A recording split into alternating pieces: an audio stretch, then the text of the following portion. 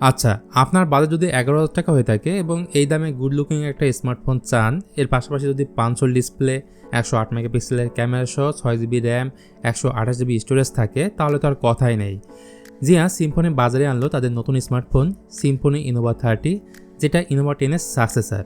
So আজকের ভিডিওতে আমরা কথা বলবো এই ফোনটার ভালো দিকের পাশাপাশি খারাপ দিক নিয়ে, তাই পুরো ভিডিও জুড়ে আমার সাথেই থাকুন। তো প্রথম কথা হলো, এই ফোনটা দেখতে অনেক সুন্দর, মনে হবে না এটা মাত্র 11,000 টাকা দামের কোনো স্মার্টফোন।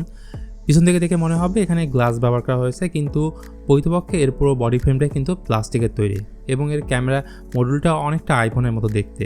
ফোনটার ওজন খুব বেশি না, 188 গ্রামের মতো।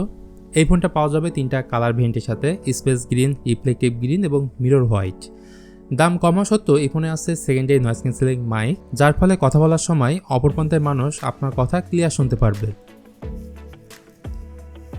সিম্ফনি ইনোভা 30 ফোনের সামনে আছে 6.56 ইঞ্চির HD+ IPS LCD প্যানেল এবং ডিসপ্লে রেজুলেশন হচ্ছে 720x1612 পিক্সেল। এছাড়া এই display 90Hz refresh rate support করে। ইনডোরের ক্ষেত্রে ব্রাইটনেস জনিত কোনো ইস্যু না থাকলেও আউটডোর ডিএক্স সানলাইটে যথেষ্ট স্ট্রাগল করে, কারণ এতে আছে 450 নিটস পিক ব্রাইটনেস। আর ওয়াইড ওয়ান L3 এর সাথে এই ডিসপ্লের টপে আছে পাঞ্চল, যার ফলে কন্টেন্ট ওয়াচিং ফুল ভিউতে আপনি ভালোভাবে এনজয় করতে পারবেন। আসুন এবার কথা বলে এই ফোনটির পারফরমেন্স নিয়ে। এই ফোনের পরিচয় হিসেবে পাবেন ইউনিসক T616, যেটা কিনা 12 nm বেস চিপসেট এবং জিপি হিসেবে আছে মালিজি 57। এর আন্ত স্কোর প্রায় 3 লাখের মতো। এই ফোন দিয়ে ভারী কোনো গেম খেলতে পারবেন না, তবে ছোটো গেম খেলা যাবে অনায়াসে।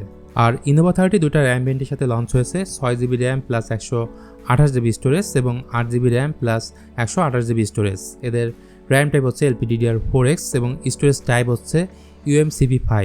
বলা যায় UFS 2.2 থেকেও পাওয়ারফুল হচ্ছে এই UMCP5। তো 6GB প্লাস 128GBর অফিসিয়াল দাম হচ্ছে 11,999 টাকা এবং 8GB প্লাস 128GBর অফিসিয়াল দাম হচ্ছে 12,699 টাকা। তো ক্যামেরা হচ্ছে এই ফোনে আরও একটি বড় স্ট্রং পয়েন্ট। সিম্ফনি ইনোভা 30 পেছনে আছে টোটাল 3টি ক্যামেরা, যেখানে প্রাইমারি ক্যামেরাটি হচ্ছে 108 মেগাপিক্সেলের, বাকি দুটো ক্যামেরা কোনো কাজের না। আর ফ্রন্ট সেলফি ক্যামেরাটি হচ্ছে 8 মেগাপিক্সেলের। তো 10-11 টাকা ফোনের ক্যামেরা আউটপুট যেমনটা হয়ে থাকে, ইনোভা 30 ক্যামেরা আউটপুট তেমনটাই পাবেন, মানে প্রপার লাইটিং কন্ডিশনে ছবির কোয়ালিটি আপনি ভালো পাবেন। ভিডিওগ্রাফি নিয়ে বললে রিয়ার ক্যামেরা দিয়ে 1080p 30fps ভিডিও শ্যুট করতে পারবে। যাই হোক, এবার তাহলে কথা বলে এই ফোনটির ব্যাটারি ব্যাকআপ নিয়ে। এই ফোনে আছে 5000 mAh ব্যাটারি এবং 8 ওয়াটের ফাস্ট চার্জার বক্সেই পাবেন, যা দিয়ে এই ফোনটাকে প্রসেস করতে প্রায় 2 ঘন্টার মতো সময় লাগবে।